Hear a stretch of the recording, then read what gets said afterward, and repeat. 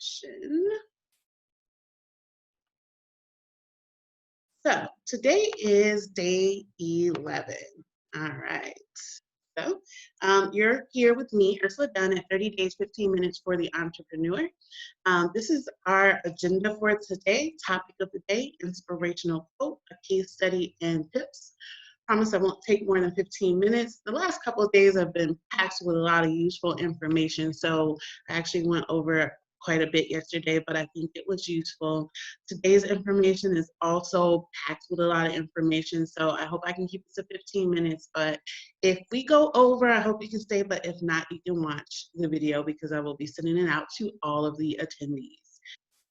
So again, the free virtual coffee with me. The session is not an interactive session, so unfortunately, we cannot have questions and answers. But I will be taking free virtual coffee sessions. So reach out to me at info@dsbdone.com if you'd like to schedule one. For this week, I only have one more spot, but I will be opening up 5 more spots for next week.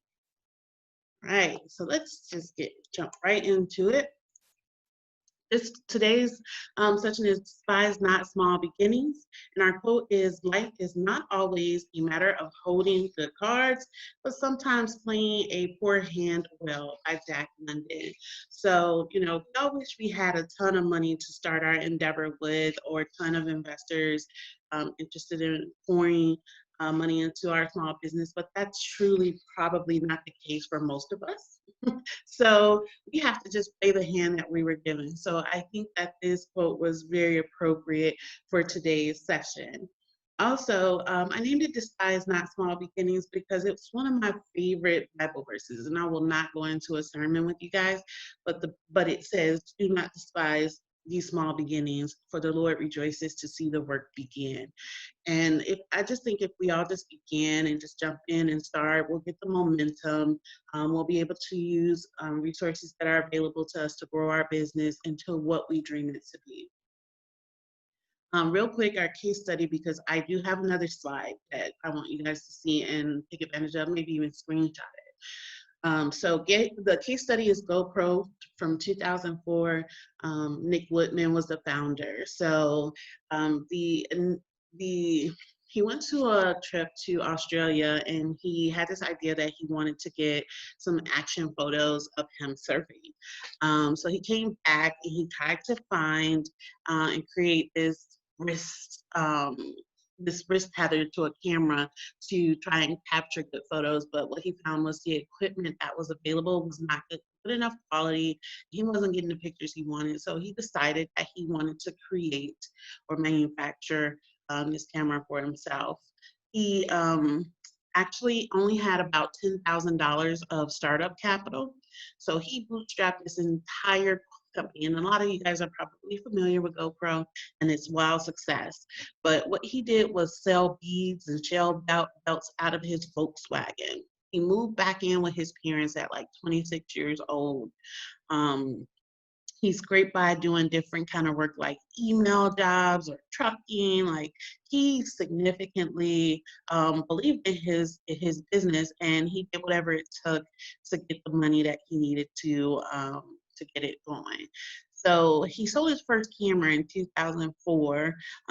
Early adapters helped him to go beyond just the skiing avenue or channel, and soon you had auto racing, skiing, bicycling, snowboarders, what you name it, were using his camera.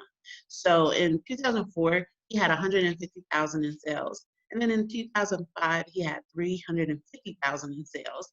And then by 2014, he had an IPO of 2.96 billion valuation. It's worth noting that he had 2 failed businesses prior to, his successful creation of GoPro. All right.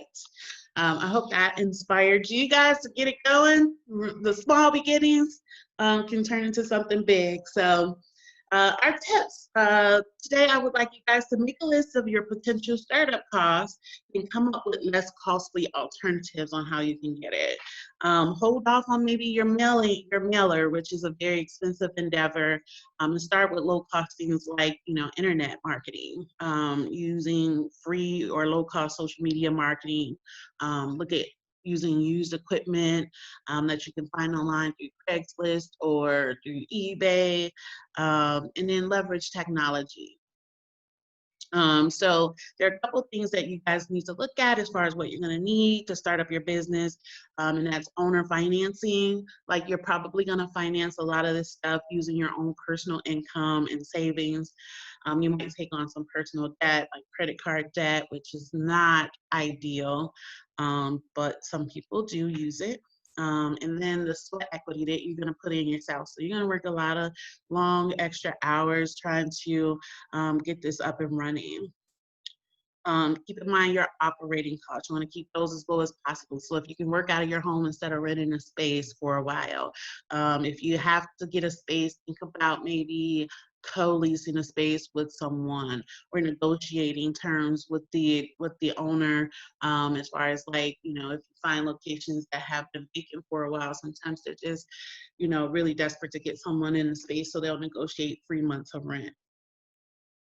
You're going to look at subsidy financing like government, cash payments, or tax reductions. You're going to also think about selling. So the sales that you make on your service or your product can also finance your business. So you just keep reinvesting what you make back into your business. So you want to consider that when you are taking on orders. Sometimes you may need a deposit. You negotiate those terms with your customers, or you can even negotiate those terms with your suppliers. Sometimes your suppliers will have flexible terms where you can pay in 30 days, 60 days, 90 days. All right. I'm going to go quickly through your homework assignment, because the next page I do want to spend the last few minutes going through the resources that you guys can use. And that question is, how do you plan to fund your business? And any of these resources help minimize your costs?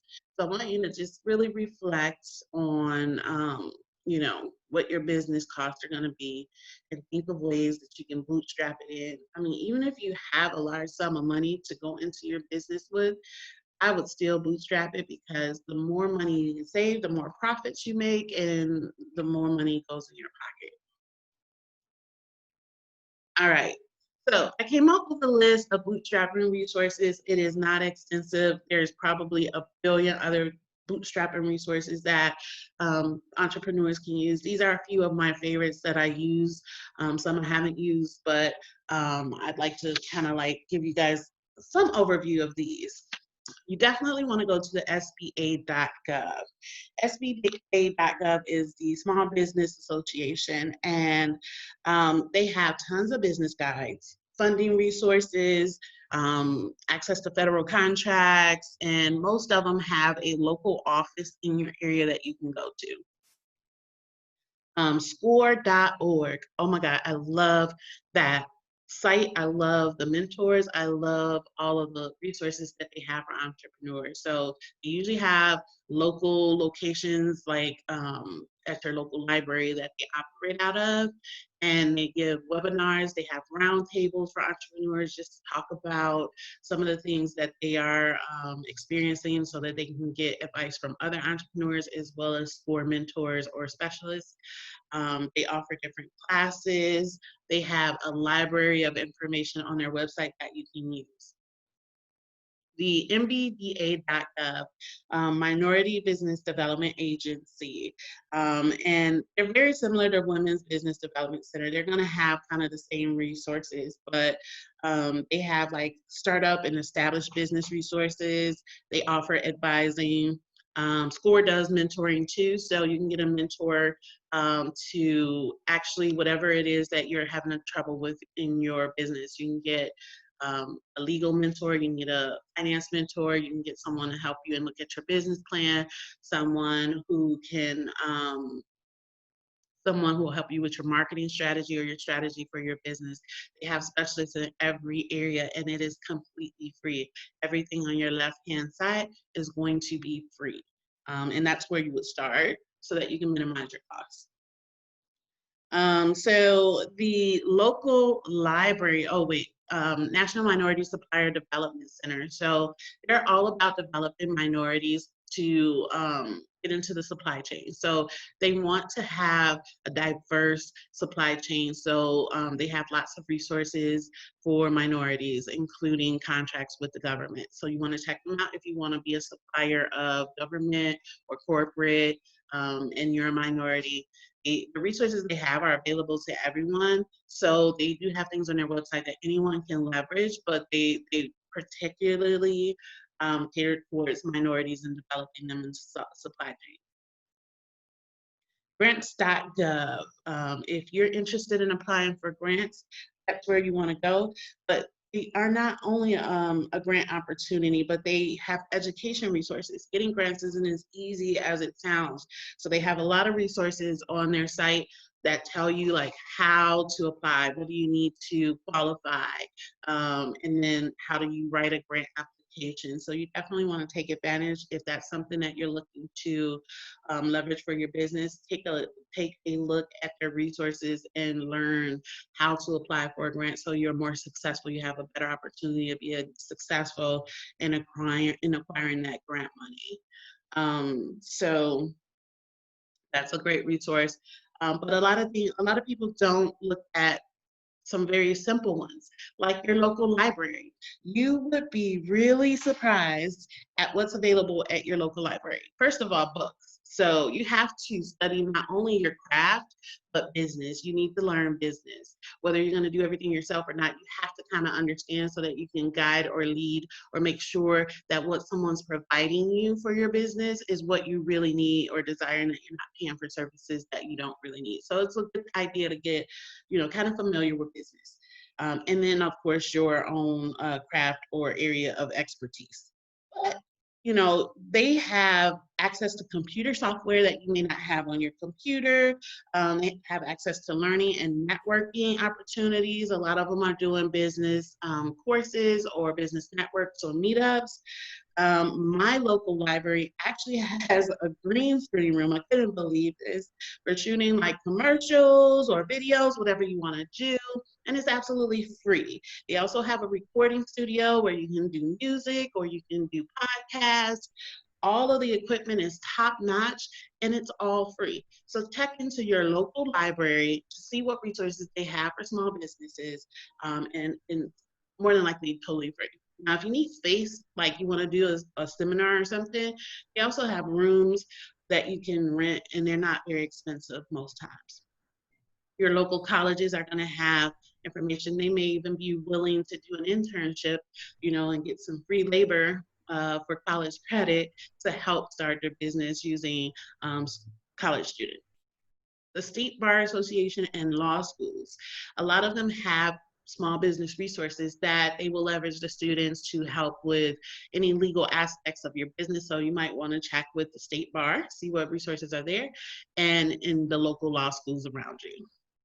Online communities. So one of the things that the support systems that you need as an entrepreneur include, just emotional support. So online communities are great for that because you have other people with like-minded goals and aspirations, and then they also have expertise that they can share, and it's kind of good. So make sure you are becoming members of online communities. It is really helpful. Last but not least, edX.org. This is a great resource. It is actually free business courses from prestigious universities like Harvard, MIT, and the University of California, Berkeley. This organization has partnerships with universities, professors, and industry experts all over the world, and features a global community that facilitates connections among entrepreneurs. You will have access to 2,500 plus online courses from over 140 institutions. That one you definitely want to check out. You can start today. All right. And I'm a little over on time. On the right-hand side, you have low-cost resources like crowdfunding sites that you can try to get funding from.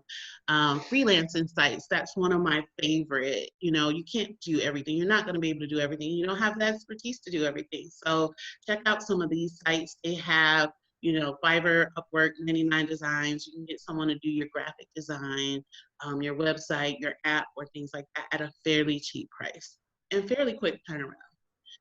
Your local chamber of commerce, once you've registered, once you have your business up and registered and established, you may want to join your local chamber of commerce. It definitely has a lot of benefits. Co-working spaces or negotiate for free months in a lease. We talked about that earlier. Bartering, so sometimes you can barter with someone who needs your service or product, and then you need something from them. That's a great way, as well as strategic partnerships. So find someone who has, you know, a product that complements yours or you complement theirs, and you can leverage their network and they can leverage your network, your marketing materials, or what have you to create a strategic partnership between the two of you. Meetups and Startup Grind.